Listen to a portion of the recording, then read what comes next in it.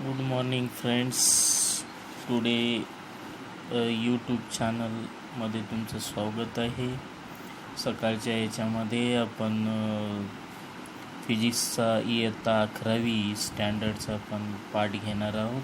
11वीच्या या पाठामध्ये तिसरा चॅप्टर चालू आहे, part number 6, third motion in a प्लेनमध्ये. आता पाहायचं आहे की रिलेशन ऑफ आर मॅक्स आणि एच मॅक्स या दोघांचं रिलेशन काय, आर मॅक्स आणि एच मॅक्स. ज्या वेळेस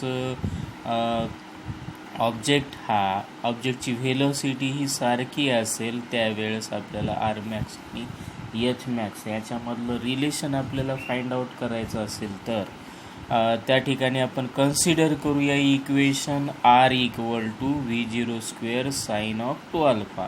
हे रेंजचं इक्वेशन्स आपण कन्सिडर केलं. त्याचबरोबर हाईटचं इक्वेशन आपण कन्सिडर केलं v0² sin² α divided by 2g. याला इक्वेशन 1 दिलं, याला इक्वेशन नंबर 2 दिलं. आता ज्यावेळेस व्हेलॉसिटी ऑफ प्रोजेक्शन सारखी असेल, आपल्याला आर मॅक्स काढायचा असेल त्यावेळेस 2α इक्वल टू 90 डिग्री. त्याच्यावरून अल्फाची किंमत किती येईल, 45 degree.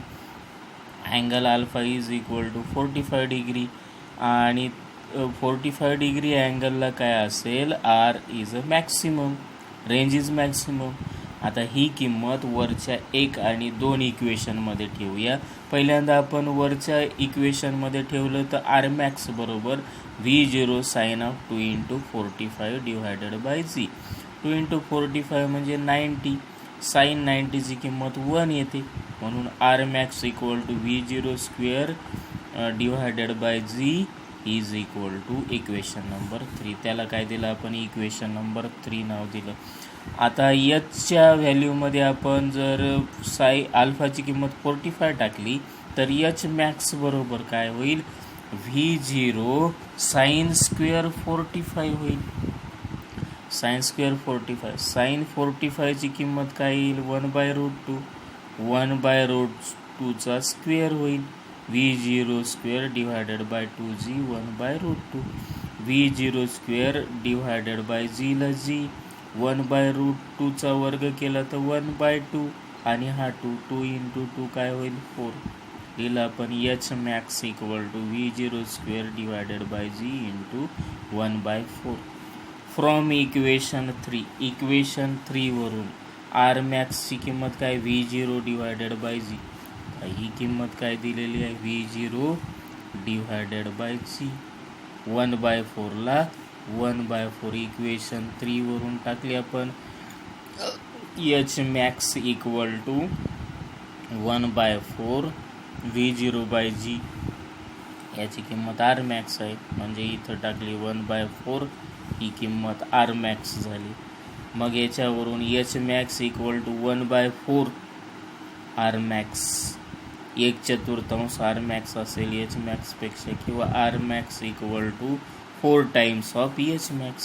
So this is the relation between R max and H max when the velocity is constant. Velocity जर का त्या ठिकाणी कॉन्स्टंट असेल त्यावेळेस आर मॅक्स आणि एच मॅक्स हे एकमेकांच्या किती आहे, H max equal to 1/4 R max किंवा आर मॅक्स इक्वल टू.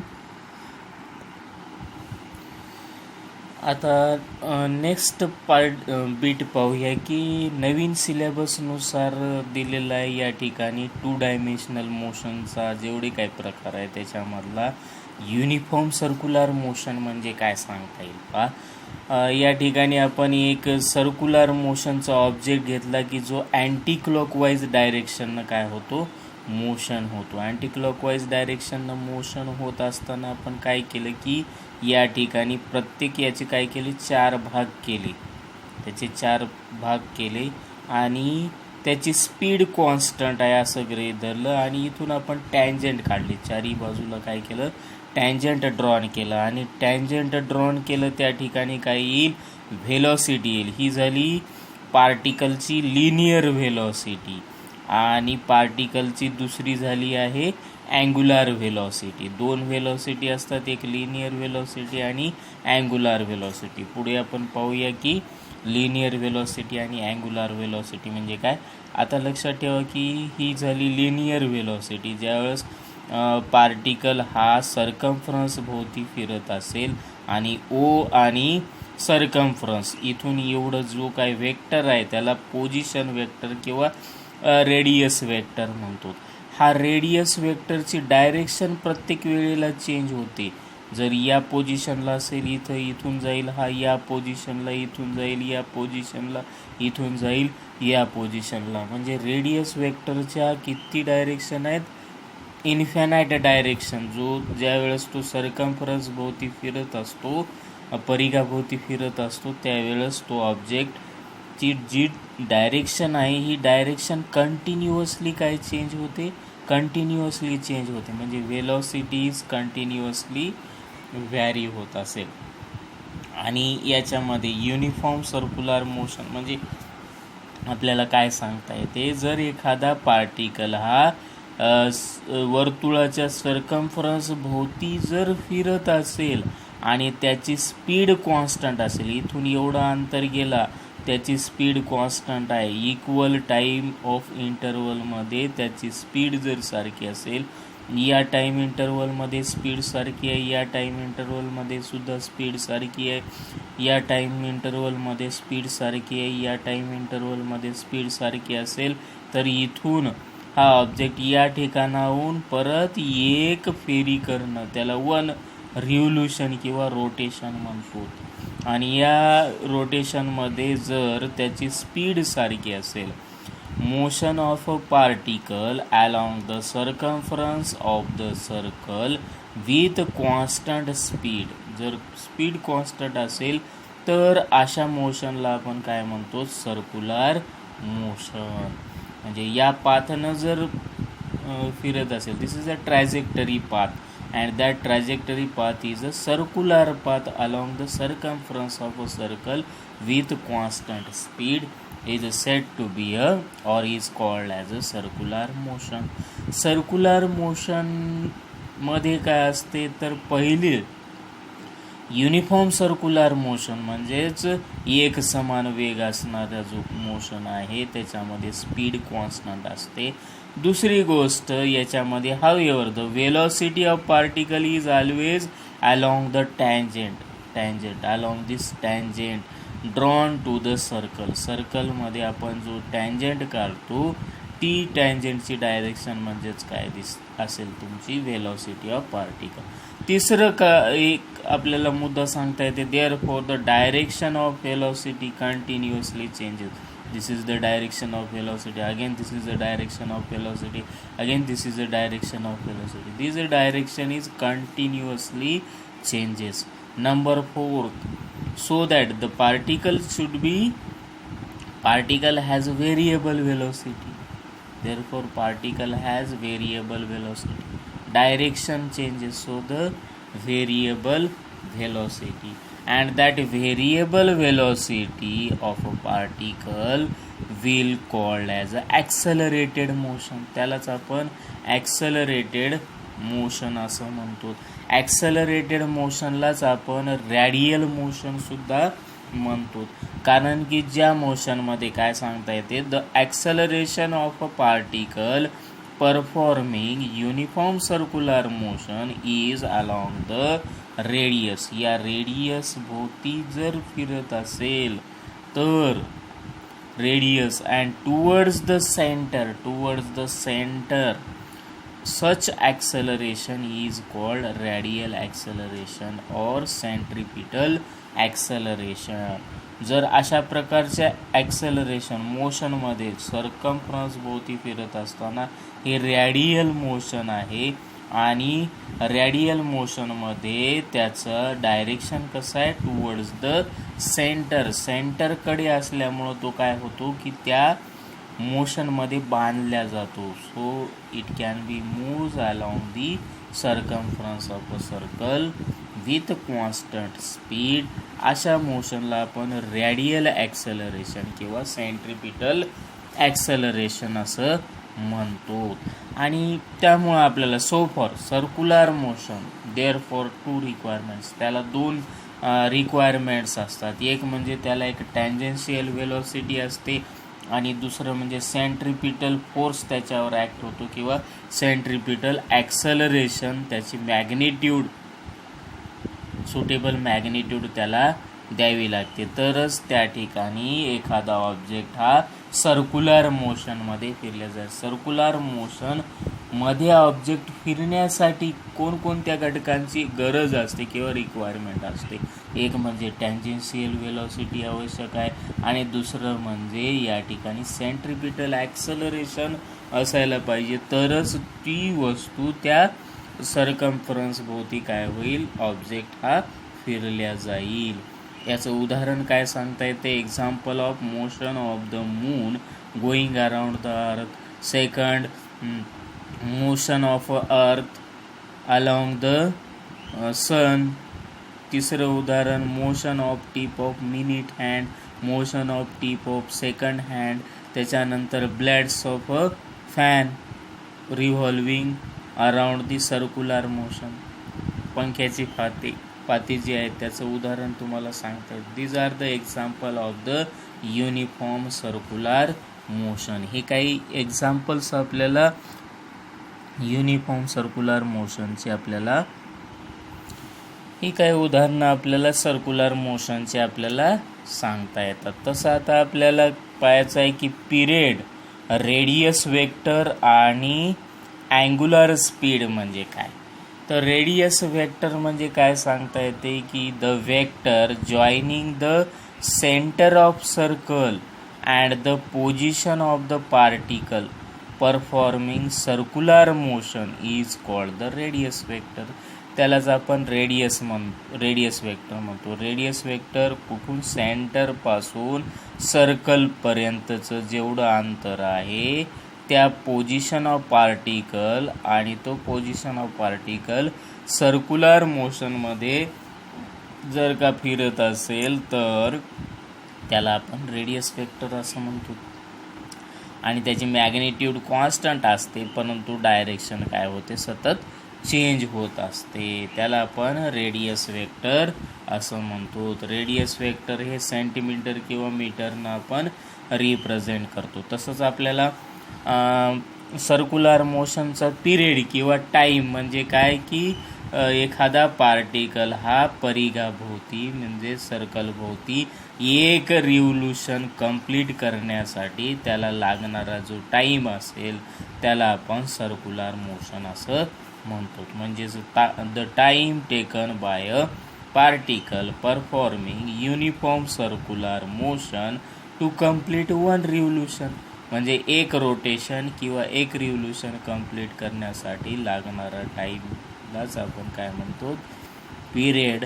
आणि हा पिरियड कशानं आपण रिप्रेझेंट केलेला आहे, टीनं रिप्रेझेंट केला. त्यामुळं आपल्याला डेफिनेशननुसार काय लिहिता येते, पिरियड बरोबर आहे circumference divided by linear velocity. म्हणजे आपण टँजेन्शियल वेलोसिटी काढली, अशी टँजेन्शियल वेलोसिटी काढलेली आहे, त्या टँजेन्शियल वेलोसिटीलाच लिनियर वेलोसिटी असं म्हणतात. म्हणजे सर्कम्फरन्स किती आहे, त्याचा परिघ किती असतो सर्कलचा, 2πr आणि लिनियर वेलोसिटी v, म्हणजेच t = 2πr divided bye v, किंवा linear velocity v = 2πr divided bye t. 2πr म्हणजे काय झालं, डिस्टन्स डिवायडेड बाय टाईम आलं.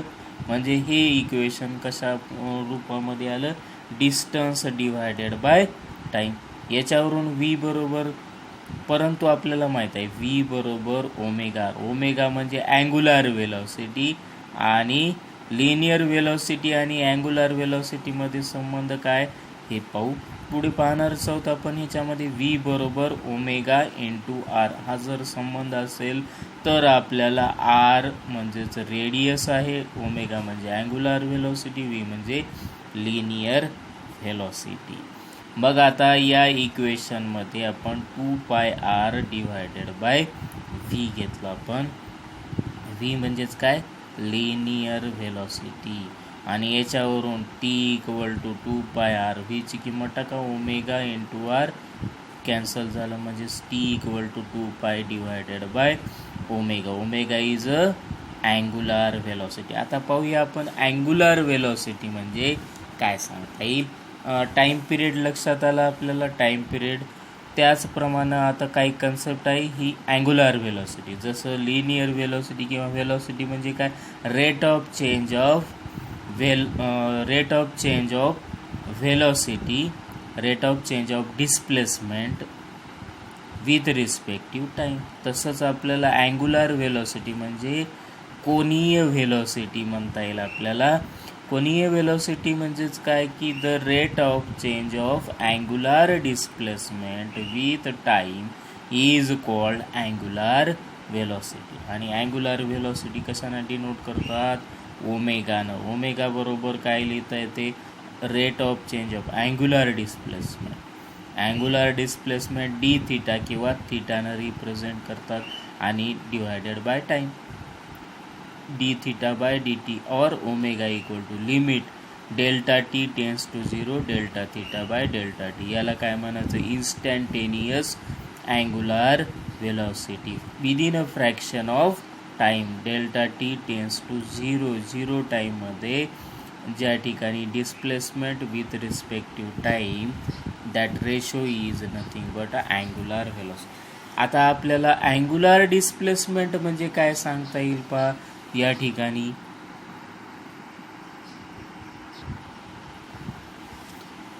आता पाहूया अँग्युलर डिस्प्लेसमेंट म्हणजे काय. The angle describe by radius vector is called angular displacement. आता आपण काय करूया, अँग्युलर डिस्प्लेसमेंटची कन्सेप्ट पाहण्यासाठी एक ऑब्जेक्ट ए या ठिकाणी घेऊया. ऑब्जेक्ट हा ए पासून बी कडे काय झाला,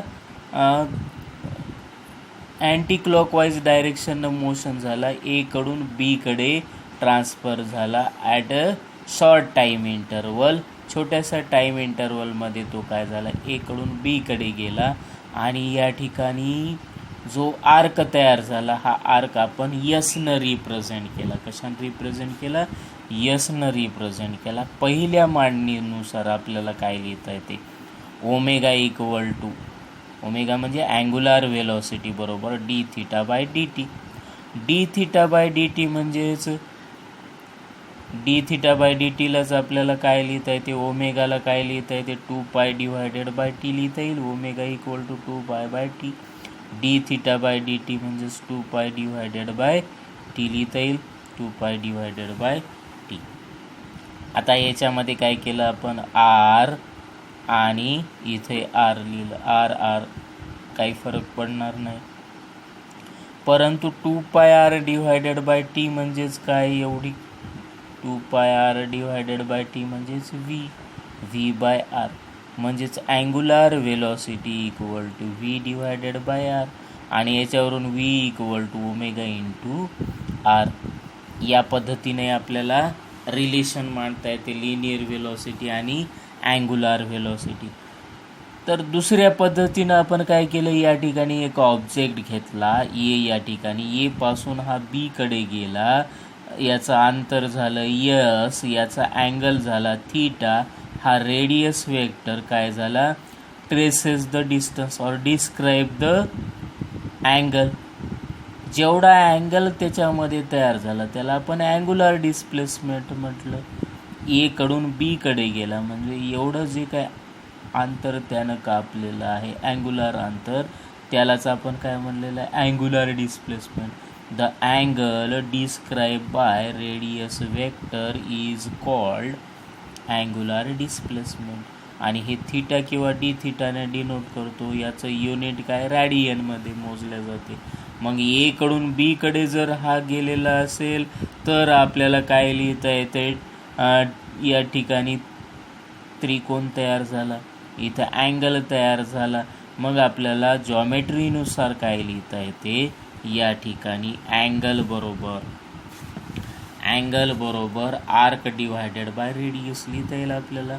अँगल बरोबर आर्क डिवायडेड बाय रेडियस. आपल्याला माहीत आहे अँग्युलर व्हेलॉसिटी बरोबर theta divided by T. Rate of angular displacement with respective time, याला एक नाव दिलं. आणि डायग्रामवरून अँगल बरोबर आर्क डिवायडेड बाय रेडियस लिहिता येईल.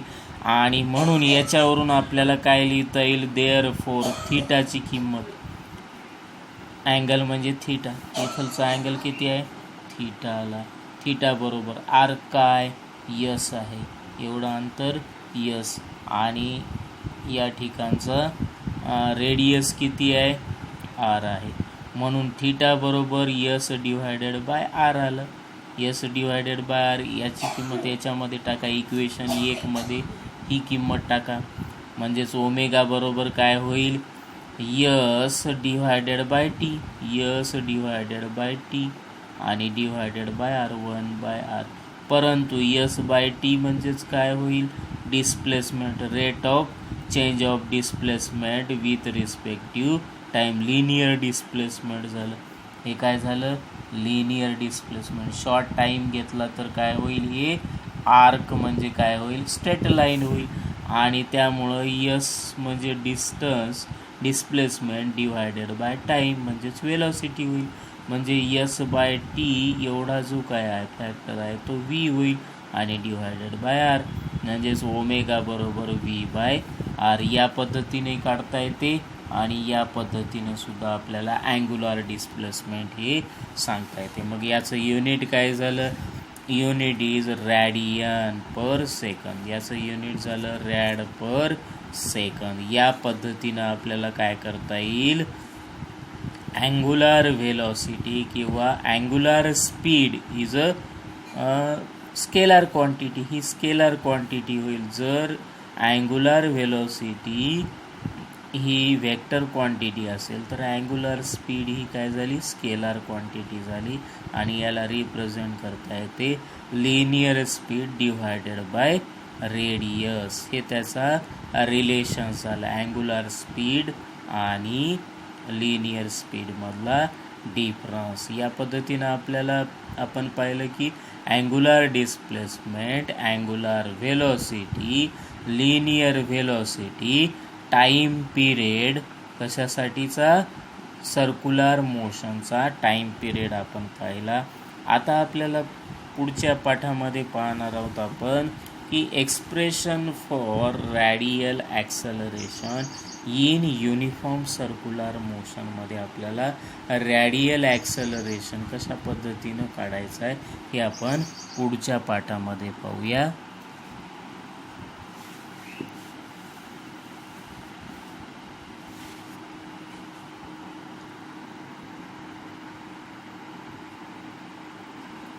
थँक्यू.